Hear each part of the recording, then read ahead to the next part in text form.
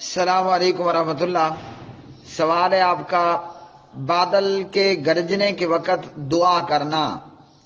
تو جی ہاں، جب بادل گرج رہے ہوں اور بجلی چمک رہی ہو تو گرج چمک کے وقت میں یہ دعا کرنا ثابت ہے، اور گرج چمک کے وقت بندے کو چاہیے کہ وہ بات چیت چھوڑ دے اور یہ دعائیہ کلمات ادا کرنا شروع کر دے۔ یہ روایت ہے موطا امام مالک میں اور الادب المفرد میں۔ علامہ البانی رحمہ اللہ نے اسے صحیح کہا الادب المفرد میں۔ عن عبداللہ بن زبیر انہ کان اذا سمع الرعد ترک الحدیث۔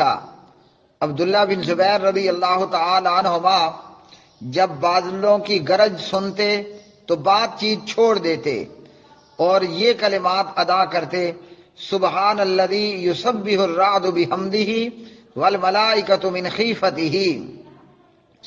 پاک ہے وہ ذات کہ تسبیح بیان کرتی ہے گرج اس کی حمد کے ساتھ اور ملائکہ اس کے ڈر سے۔ اور عبداللہ بن زبیر کہتے: ان ھذا لوعید شدید لأہل الارض۔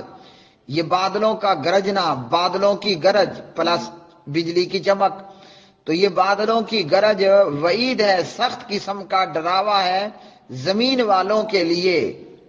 تو صحابی رسول جناب حضرت عبداللہ بن زبیر رضی اللہ تعالی عنہما نے ہمیں یہ دعا بتلائی کہ جب بادل گرج رہے ہوں، جب گرج چمک ہو تو گرج چمک کے وقت بندہ بولنا چھوڑ دے اور یہ کلمات ادا کرنا شروع کر دے کہ یہ جو گرج ہے، یہ بادلوں کی گرج، ہم تو اس کو سن کر ہمارا تو دل دہل جاتا ہے۔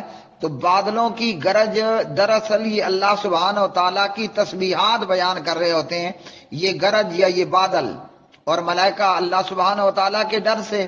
تو ہمارا کام کیا ہے؟ جب بادل گرجیں، بجلی چمکے تو ہم بھی سبحان اللہ کہنا شروع کر دیا کریں اور یہ الفاظ ادا کریں: سبحان الذی یسبح الرعد بحمدہ والملائکۃ من خیفتہ۔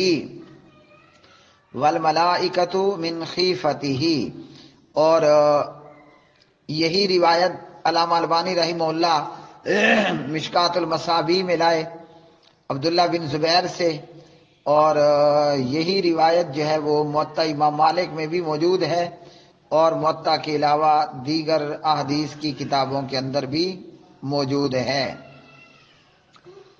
موطا کے اندر یہ روایت ہے 2094 نمبر پر، 2094 نمبر پر یہ روایت ہے، اور اس سے آگے یہ روایت مصنف ابن ابی شیبہ میں 29205 نمبر پر موجود ہے۔